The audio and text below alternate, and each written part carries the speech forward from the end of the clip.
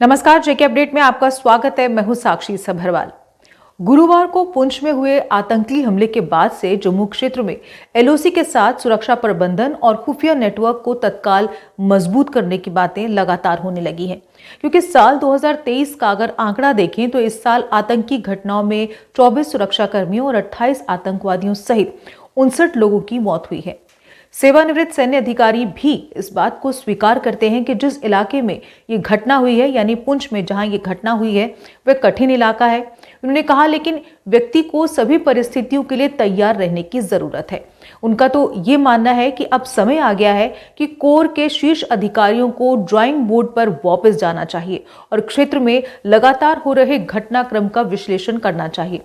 उनकी सलाह है कि अब समय आ गया है कि वरिष्ठ लोग जंगल युद्ध के ड्राइंग बोर्ड और बुनियादी प्रशिक्षण पर वापस जाएं। हमें तकनीकी इनपुट पर अधिक निर्भर नहीं रहना चाहिए, क्योंकि वे कई बार गुमराह करने वाले होते हैं। उनका यह भी मानना है कि एलओसी प्रबंधन और खुफिया नेटवर्क को मजबूत करने पर ध्यान दिया जाना चाहिए।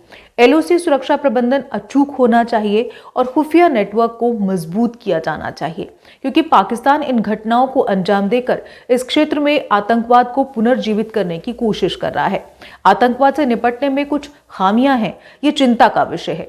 हालांकि जानकारों की अगर माने तो इस क्षेत्र में आतंकियों के सक्रिय होने के पीछे एक बड़ा कारण वो वैक्यूम है जो कि सेना 38 आरआर यूनिट के थन्ना मंडी से कारगिल जाने के बाद बना है।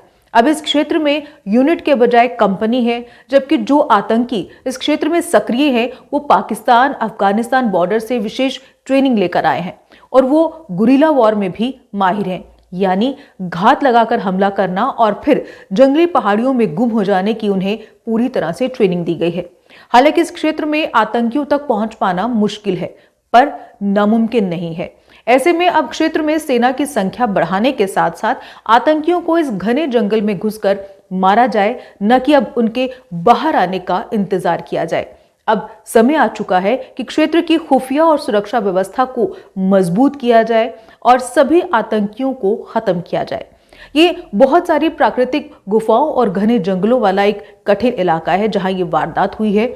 यहाँ पर कई ब्लाइंड मोड़ हैं। यहाँ पर चाहकर भी वाहन की रफ्तार को तेज नहीं किया जा सकता, या यूं कहें कि वाहन की रफ्तार तेज नहीं हो सकती, और यही वो कारण है आतंकी अपने मंसूबे में कामयाब हो जाते हैं। लेकिन अब और जवानों को बलिदान नहीं किया जा सकता है। अब इनका सफाया करने का वक्त आ चुका है और इसके लिए एक फुल प्रूफ प्लान, या यूं कहें कि बहुत सारा काम करने की जरूरत है। फिलहाल जेके अपडेट में बस इतना ही। आप ऐसी ताज़ा खबरों के लिए जुड़े रहिए जेके अपडेट के साथ। मुझे दीजिए इजाजत। नमस्कार। जम्मू कश्मीर की खबरों के लिए जुड़े रहिए जेके अपडेट के साथ।